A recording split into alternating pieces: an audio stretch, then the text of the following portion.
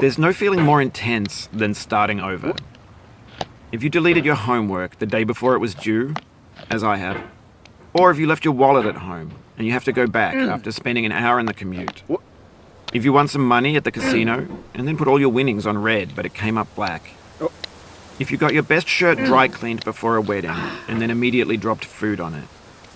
If you won an argument with a friend and then later discovered that they just returned to their original view. Starting over is harder than starting up. If you're not ready for that, like if you've already had a bad day, then what you're about to go through might be too much. Feel free to go away and come back. I'll be here. Alright, thanks for coming with me on this trip. I'll understand if you have to take a break at any point. Just find a safe place to stop and quit the game. Don't worry, I'll save your progress, always. Even your mistakes. This game is a homage to a free game that came out in 2002, titled Sexy Hiking. The author of that game was Jazzuo, a mysterious Czech designer who was known at the time as the father of B games. And B games are rough assemblages of found objects. Designers slap them together very quickly and freely, and they're often too rough and unfriendly to gain much of a following. They're built more for the joy of building them than as polished products. In a certain way, Sexy Hiking is the perfect embodiment of a B game. It's built almost entirely out of found and recycled parts, and it's one of the most unusual and unfriendly games of its time. In it, your task is simply to drag yourself up a mountain with a hammer. And that act of climbing, in the digital world or in real life, has certain essential properties that give the game its flavor. No amount of forward progress is guaranteed. Some cliffs are too sheer or too slippery, and the player is constantly, unremittingly in danger of falling and losing everything.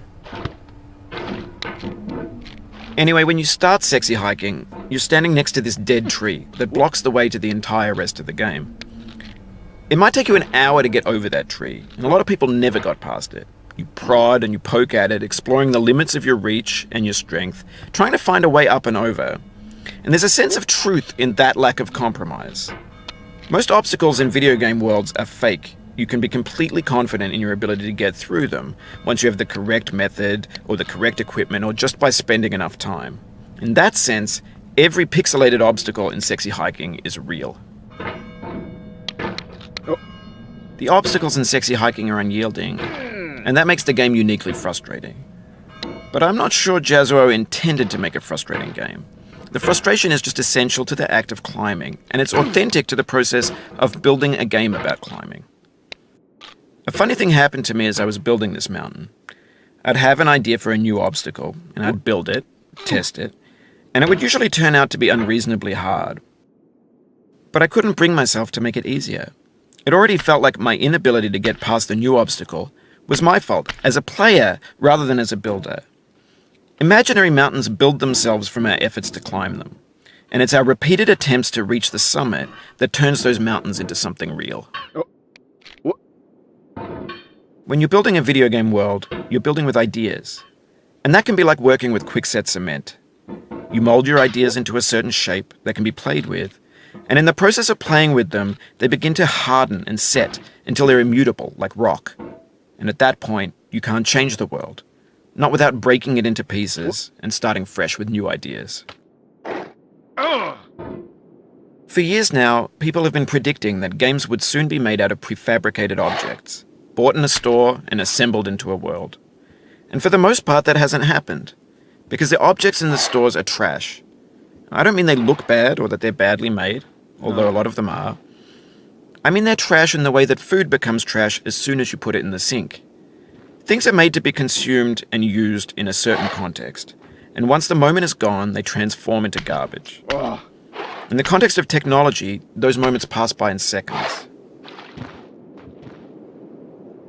Over time, we've poured more and more refuse into this vast digital landfill that we call the internet. It now vastly outnumbers and outweighs the things that are fresh and untainted and unused. When everything around us is cultural trash, trash becomes the new medium, the lingua franca of the digital age. And you can build culture out of trash. But only trash culture. B games, B movies, B music, B philosophy. Maybe this is what digital culture is. A monstrous mountain of trash, the ash heap of creativity's fountain. A landfill with everything we ever thought of in it. Grand, infinite, and unsorted. There's 3D models of breakfast, Gen X's fanfic novels, Scan magazines, green screen Shia LaBeouf, banned snuff scenes on LiveLeak.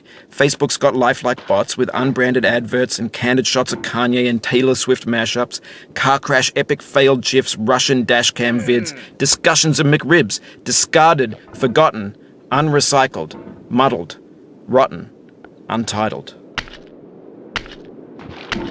Everything's fresh for about 6 seconds, until some newer thing beckons, and we hit refresh.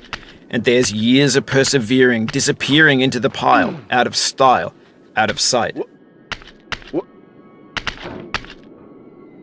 In this context, it's tempting to make friendly content that's gentle, that lets you churn through it but not earn it. Why make something demanding if it just gets piled up in the landfill, filed in with the bland things? When games were new, they wanted a lot from you. Daunting you, taunting you, resetting and delaying you. Players played stoically. Now everyone's turned off by that. They want to burn through it quickly, a quick fix for the fickle, some tricks for the clicks of the feckless. But that's not you, you're an acrobat. You could swallow a baseball bat.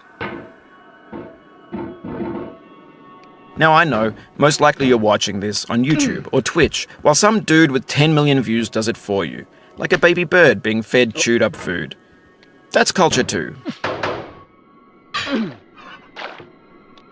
But on the off chance that you're playing this, what I'm saying is, trash is disposable, but maybe it doesn't have to be approachable. What's the feeling like? Are you stressed? I guess you don't hate it if you got this far. Feeling frustrated? It's underrated. An orange is sweet, juicy fruit locked inside a bitter peel. That's not how I feel about a challenge. I only want the bitterness. It's coffee. It's grapefruit. It's licorice. It feels like we're closer now. Composer and climber, designer and user. You could have refused, but you didn't. There was something in you that was hidden, that chose to continue. It means a lot to me that you've come this far, endured this much. Every wisecrack, every insensitivity, every setback you've forgiven me is a kingly gift that you've given me.